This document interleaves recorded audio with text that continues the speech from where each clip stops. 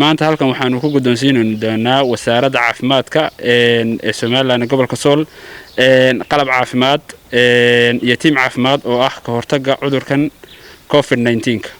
halkan maanta waxaan ugu diyaarsan 39 mashiin oo ah kuwa lagu farxasho waxay leeyihiin 3 kaag oo hal mar baa 3 qof ka wada faraxlan karaysa halka waxaan ugu diyaarsan 30 kartoon oo ah saabuunta faraha lagu meydho sidoo kale xagga dambe waxaan oo taagan tiim caafimaad oo aadi doona 13 tuulo oo 12 tuulo oo hoos yimaada degmada Laascaanood iyo degmada Laascaanood la fahanteeda waxay haystaan mikrofoonadoodii iyo fariimihii wasaaradda caafimaadka waxayna halka ka bilaabi doonaan wacyigelin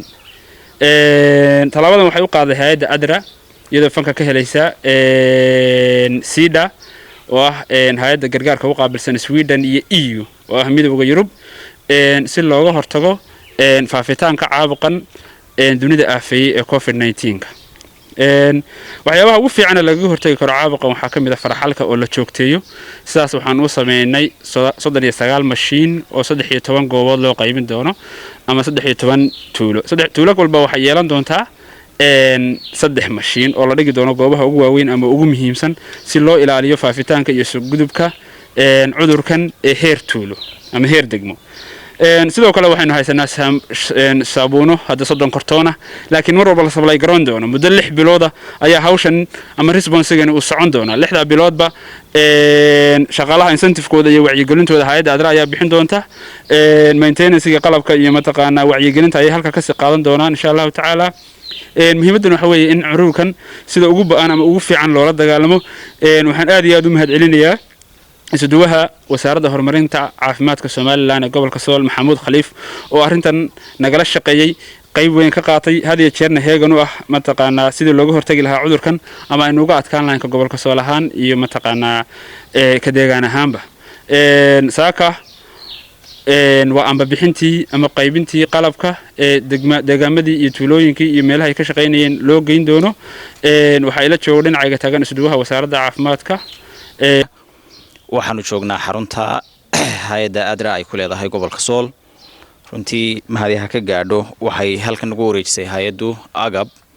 isugu jira faraxal iyo codbaahiyayaal lagula hadlayo iyo tiim caafimaad oo runtii lagula hadlayo bulshooyinka ku dhaqan deegaamada fogfog ee runtii hoos yimaada degmada Laascaanood agabkan iyo tiimamkan caafimaadka ee halkan taagan waxaan runtii gaarsiin doonaa deegaamada hoos yimaada degmada Laascaanood intooda badan alxamdulilaahi rabbil caalamiin waxaynu ku jirnaa kulay waqti dunidu ay la harjadayso xanuunka coronavirus waxayna runtii ay noo tahay farxad inay hay'adda ADRA qayb ka tahay hay'adaha degan gobolka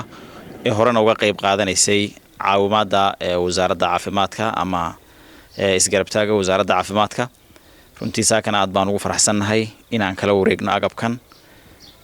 mar walbana waxaanu u taaganahay ama jimco ha ahaato ama sabti ha ahaato